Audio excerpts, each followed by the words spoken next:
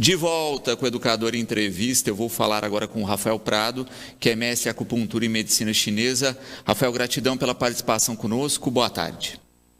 Boa tarde, tudo bem, Luciano? Boa tarde a todos que estão ouvindo. É uma honra para mim estar participando aqui com vocês ao vivo.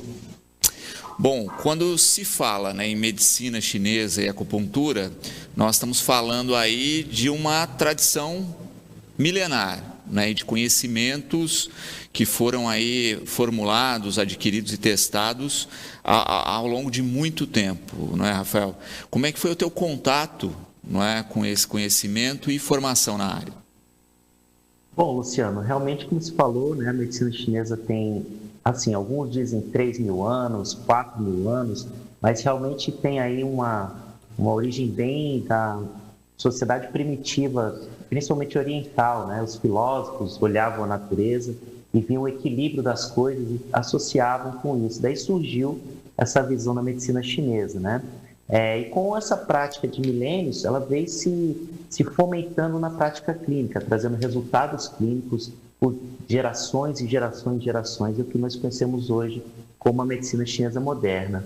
Eu, na faculdade de fisioterapia, ao final do curso, eu tive contato com um curso de pós-graduação, no qual me inscrevi e participei. Aqui no Brasil, nós temos uma formação de 2 anos em acupuntura, E assim, eu queria deixar claro que a acupuntura é um segmento da medicina chinesa, Então, no Brasil, as formações hoje são muito pautadas na pós-graduação em acupuntura.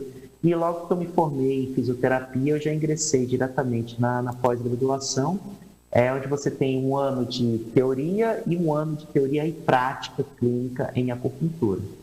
Perfeito. E é interessante, inclusive, também essa conexão, quando se fala, por exemplo, de fisioterapia e acupuntura, porque você tem aí conceitos e disciplinas em comum e uma coisa começa a fazer muito sentido na outra. Olha, em parte, Luciano, faz sentido sim. O fisioterapeuta hoje é um profissional que absorveu muito a acupuntura, até pelos seus resultados clínicos na questão da reabilitação. Porém, a medicina chinesa ela é muito mais antiga, Então, ela tem uma base totalmente própria. A gente diz que ela tem uma cosmovisão independente, mas desde o seu princípio, que é o Yin Yang, até toda a formação da energia do corpo humano, a parte da doença, a implantação dos equilíbrios energéticos, a própria anatomia, que é uma anatomia de canais, aqueles meridianos de energia, é uma anatomia própria, e o seu tratamento, que vai da acupuntura, só que não é só acupuntura. Existe o Qigong, o Shiatsu, o Gua Sha, a Moxa, a auriculoterapia, enfim, diversas terapêuticas que tratam baseado na visão da medicina chinesa, E o fisioterapeuta realmente abraçou a acupuntura como uma terapêutica muito útil na sua prática. Perfeito. Como é que, às vezes, você concilia técnicas ou há diálogo de uma com a outra? Não, olha, isso aqui não é da fisioterapia, isso vai ter mais eficiência na acupuntura. Então, Luciana, é importante a gente frisar isso, Que o fisioterapeuta hoje, ele se restringe à prática da acupuntura, E quando você tem uma formação de medicina chinesa, você acaba que consegue ter um leque dentro da medicina chinesa maior. Claro que a gente tem que separar a fisioterapia, se fala de reabilitação funcional, cinesioterapia, reabilitação física. A acupuntura, ela trata na prevenção, a medicina chinesa, aliás, tanto a prevenção de doenças com exercícios terapêuticos, alimentação, entra na parte da dietoterapia chinesa, tem a fitoterapia chinesa, que também trata a parte curativa de tratamento. Você tem a acupuntura e você tem os recursos complementares, como a moxa, que é uma terapia de calor, a colocação de agulha, as sementes na orelha, que é a auriculoterapia. Então, a medicina chinesa, ela trata aí um leque muito grande, E a fisioterapia, ela faz acupuntura. Então, o fisioterapeuta, na sua prática, ele também coloca as agulhas de acupuntura. E justamente é interessante isso, observar o resultado em cada paciente, e como as técnicas, porque é uma coisa que a gente sempre conversa aqui com os profissionais da saúde, é que às vezes o problema é o mesmo, mas muda o paciente, muda tudo. Ah, com certeza. O ser humano é muito complexo, é um universo, cada ser humano é um universo. A medicina chinesa, ela tem essa visão diferenciada da medicina ocidental justamente com isso. Enquanto no Ocidente você tem um especialista em joelho, em ombro, em pé, em mão, né? Na medicina chinesa você trata o ser humano individual, de uma visão holística, né? Então os desequilíbrios energéticos, para você identificar ele, você leva em conta as emoções, você leva em conta os hábitos de vida, a formação física e genética, né? Então, você trata, às vezes, a mesma doença, porém, você trata de maneiras diferentes, porque o ser humano é diferente, né? E outra coisa interessante, Luciano, que a acupuntura ela foi a porta de entrada no Brasil das terapêuticas chinesas, mas hoje, nos últimos anos, tem se aberto um leque enorme na medicina chinesa no Brasil. Então, tem se difundido muito a fitoterapia chinesa, o Qigong, Tai Chi Chuan, que são as práticas energéticas de exercícios, tem crescido de uma maneira muito forte, né? A auriculoterapia hoje todo mundo já conhece.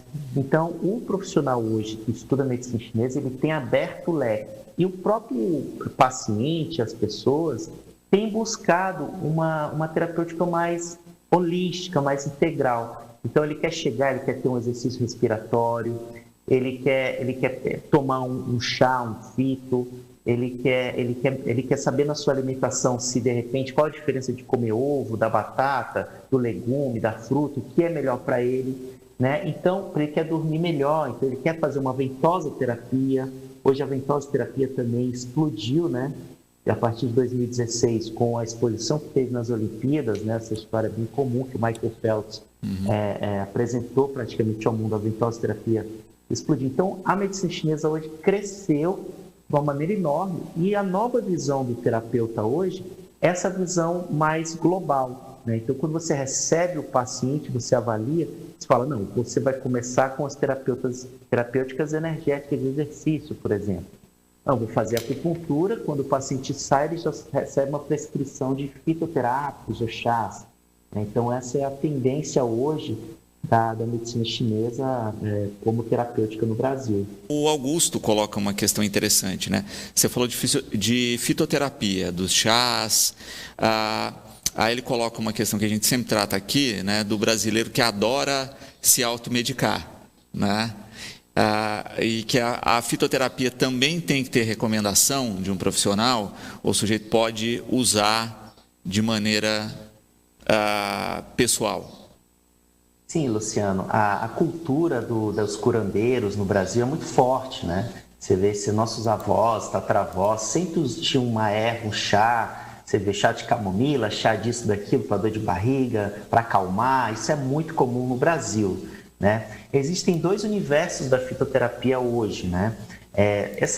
Esse curandeirismo, apesar de ainda existir essa herança cultural, ela já está ficando para o passado, né? Acredito que a visão que nós temos hoje já mudou. Então, existe uma fitoterapia mais científica de laboratório hoje, principalmente as fitos brasileiras estão ganhando uma notoriedade muito grande em pesquisas brasileiras, e aí se desenvolve muito uma fitoterapia baseada na nutrição e na medicina, né?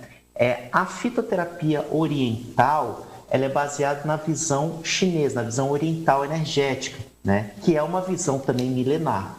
Então, por exemplo, só para você entender, na medicina chinesa nós identificamos os desequilíbrios energéticos. Cada desequilíbrio desse, existe um grupo de ervas que são indicadas para esse desequilíbrio. Então, é importante que haja um profissional que saiba fazer essa avaliação energética, identificar, seu desequilíbrio é energia do coração, é do fígado, é do estômago e tal, enfim. E aí associa-se com um grupo de fitos que tratam. E outra coisa, dentro desses grupos existem fitos que tonificam, que sedam, que harmonizam, que tiram calor, que tiram frio. Então, uma série de classificações que o profissional vai saber, né? E essa fito brasileira, hoje em dia os nutricionistas estão prescrevendo, os médicos integralistas estão prescrevendo, que também é meio interessante, né? Mas temos sim que ter, de qualquer maneira, uma orientação profissional, porque a fito, ela pode ter efeitos colaterais sim, se não for bem orientada, tá certo? Perfeito. Porque a gente tem muito esse discurso, às vezes, não, mas é natural, né? É só um chazinho, etc. Né? Mas veneno de cobra também é natural. Exatamente. Na verdade, o remédio é um veneno, depende da sua dose, né? Se você usar ele numa concentração correta. E os chás são fitos que têm bioativos muito poderosos, que influenciam nos seus neurônios, nos seus órgãos, enfim. Então, se você tomar de maneira errada, você pode piorar a situação, né? Mas da maneira certa também pode melhorar. Então, orientação é fundamental. Perfeito. Cristiane, né, perguntando a respeito da moxa, né? Queria que você falasse um pouquinho da técnica, aí eu coloco a pergunta dela. Tá, a moxa, ela é uma erva chinesa usada há milênios, chamada Artemisia vulgaris. Por que se usa essa técnica? Segundo os orientais, ao acender a ponta, um bastão de moxa, eles enrolam essa erva num bastão, fica tipo um charuto. Quando acende a ponta, fica uma brasa. E essa brasa, segundo os orientais, produz uma luz infravermelha terapêutica que produz um calor agradável. Quando você aproxima do corpo da pessoa em pontos energéticos, esse calor penetra naquele ponto e ativa uma circulação energética beneficiando a saúde. Então, existem doenças que são frias e ao você aproximar o calor, você expulsa esse frio. E é assim que a gente faz. E a moxa é essa técnica de calor que vai fazer essa brasa próximo a esses pontos. É muito agradável, nossa, para aspectos mentais, depressão, problemas de insônia, problemas assim, realmente onde a pessoa fica quieta, apática, a moxa é um excelente terapêutico para isso. E é o que a espectadora coloca, né? É uma planta específica, né? Não é a questão como vamos pensar aí num comparativo, como um incenso, né? Que tem aí um cheirinho para cada afinidade. Essa planta, ela produz uma brasa que a temperatura, a luz infravermelha, a forma que ela faz, ela é ideal para esse tipo de tratamento. Se você acender, por exemplo, uma vela, por exemplo, pode esquentar muito, pode queimar a pessoa, entendeu? Então, essa planta, ela produz um calor terapêutico correto. Por isso que é usado ela. Perfeito. E isso é uma questão também para se compreender, né? Porque eu acho que quando a pessoa tem contato a primeira vez com a acupuntura, né, que observa, mas está espetando o sujeito, né, são agulhas. Não, por isso que tem técnica, e quem já passou por uma sessão sabe exatamente a eficácia e também vamos colocar entre aspas aí, né, a dor ou incômodo que o tratamento leva. Porque se a gente pensar, né, Luciano, a gente fura com agulha, a gente bota fogo, a gente dá choque elétrico, né? Quase que um filme de terror, uma tortura, né? Exato. Só que não acontece isso, porque é feito isso de uma maneira mínima. Por exemplo, as agulhas, ela tem a finura de um fio de cabelo, né? Então, ao penetrar na pele, é praticamente imperceptível, né? O calor é um calor controlado, agradável. E também a associação com o eletro, né, que é a eletroacupuntura, também são frequências muito baixas, que você sente um mínimo formigamento. São sensações agradáveis, né? Por isso que exige uma grande treinamento para esses profissionais se qualificarem em medicina chinesa. São anos e anos de estudo. Você falou da eletroacupuntura, né? Também tem algumas pessoas que usam laser, né, no lugar da agulha, né? Sim, também. É a técnica aí tradicional, né, mas já com as novas tecnologias implantadas. Justamente, porque o laser ele tem uma energia fotônica, né? Então ele manda um pacote de fótons, é uma energia ali quântica, e ao encostar na pele dá um salto ali de fótons, isso libera uma energia local. Esse estímulo, ele estimula tanto nervos quanto células ali, então facilita a cicatrização, né, libera ali substâncias que já sabem, como opioides, que causam analgesia. Então, utilizando nos pontos de acupuntura, você tem um resultado terapêutico maior devido à grande inervação que tem esses pontos. Então, é uma terapêutica moderna que também se usa bastante na terapia hoje de dor, né? Perfeito. E se parar para se pensar aí, né, as próprias agulhas nas últimas décadas também já evoluíram, né? Não é a mesma agulha que se usava em décadas atrás. Na verdade, assim, quando chegou no Brasil as agulhas, há 60, 50 anos atrás, era muito difícil ter acesso às agulhas, então era quase um mercado negro. Então as pessoas guardavam essas agulhas em tubos de ensaio. Isso hoje é uma prática totalmente abolida, é um risco altíssimo de infecção.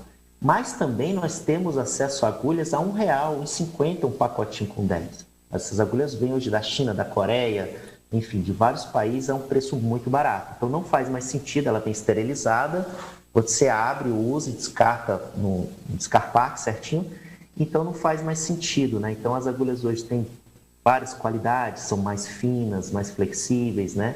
Então realmente torna a terapêutica mais suave e agradável.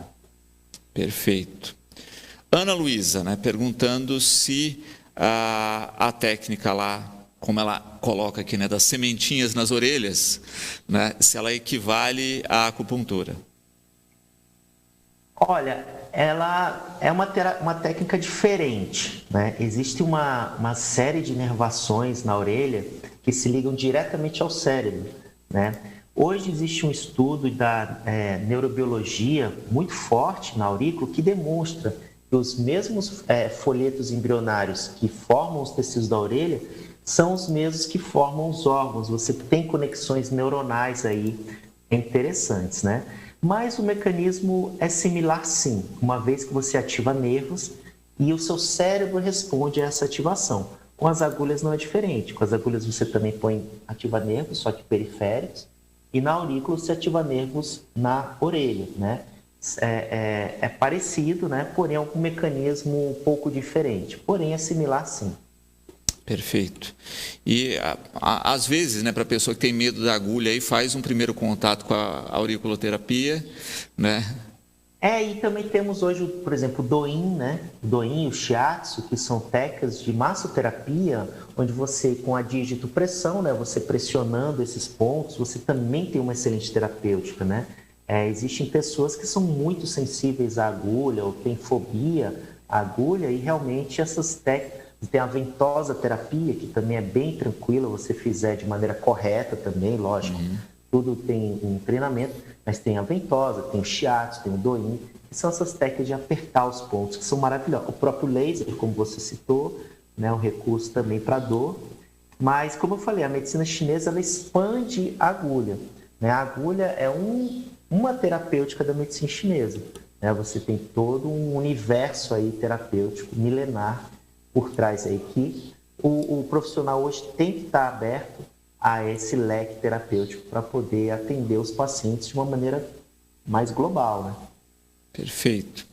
Luiz Eduardo aqui parabeniza pela entrevista.